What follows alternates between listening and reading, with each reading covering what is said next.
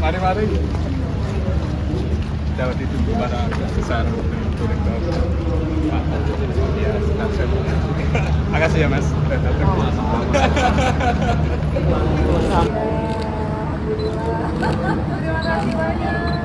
Para BN, Mas Sito, selamat datang Mas Haji. Sehat dulu.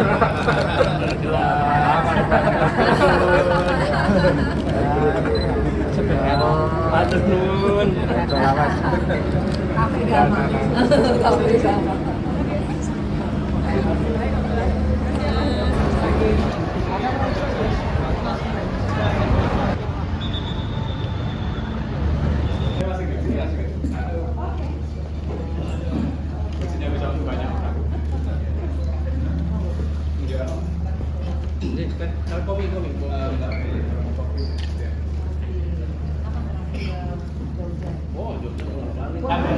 Ini tadi gimana milih tanggal 19 ini? Karena itu juga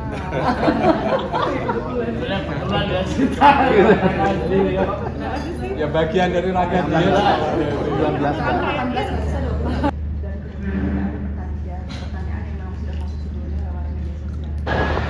Apa kabar Dede-dede UGM?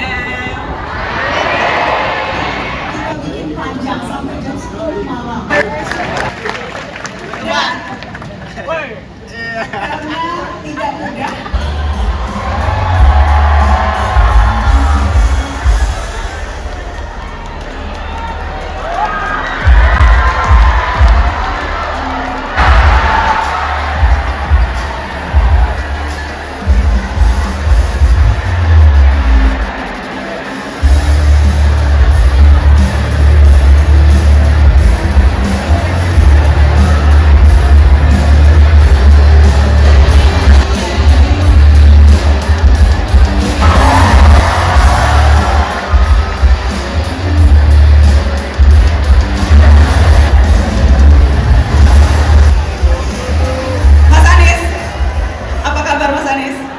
Alhamdulillah baik, sehat, terima kasih.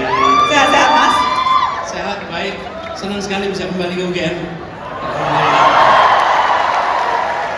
Pulang kampus Mas Anies? Pulang kampus. Dan saya senang sekali tadi baca tulisannya. Najwa Shihab UGM. Sudah diklaim ya? Aku udah pakai baju ala-ala jaket alma mater nih. Mohon maaf anak-anak UI, tapi aku nomor 1 UI, nomor 2 UGM kok di hatiku. Mohon maaf orang kuliahnya di UI. Kecuali kalau nanti dikasih honoris causa. Nggak mau, nggak terima Tapi honoris acara causa. besar di Geraha Sabah, kalau tidak salah terakhir adalah Mata Najwa di sini. Tahun? Tahun 2014. 2014, Mata Najwa dari Jogja untuk bangsa. Rektor dan seluruh jajaran pimpinan Universitas Gadjah Mada yang saya hormati, teman-teman mahasiswa dan seluruh hadirin. Saya merasa mendapat kehormatan untuk berada di sini menyampaikan gagasan terkait dengan amanah yang sedang diembankan kepada kami. Indonesia adalah sebuah negara dengan penuh potensi.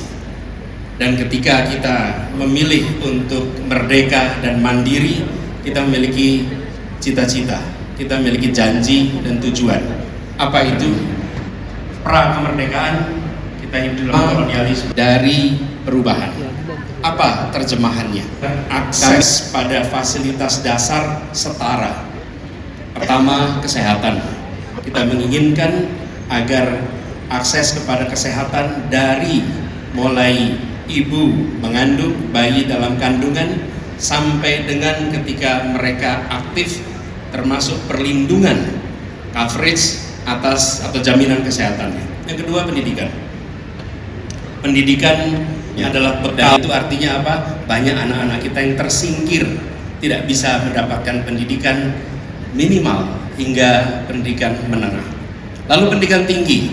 Pendidikan tinggi harus menjadi institusi yang bisa diakses oleh anak siapa saja.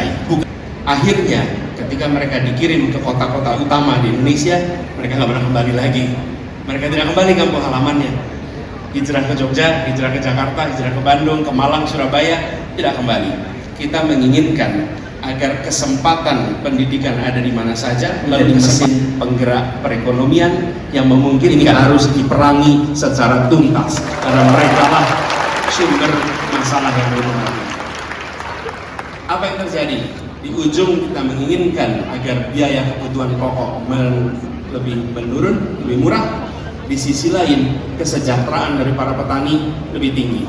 Pakai indikator sederhana, petani bisa menabung, titik. Selama petani tidak bisa menabung, maka biaya operasinya, biaya produksinya tidak sebanding dengan pendapatannya.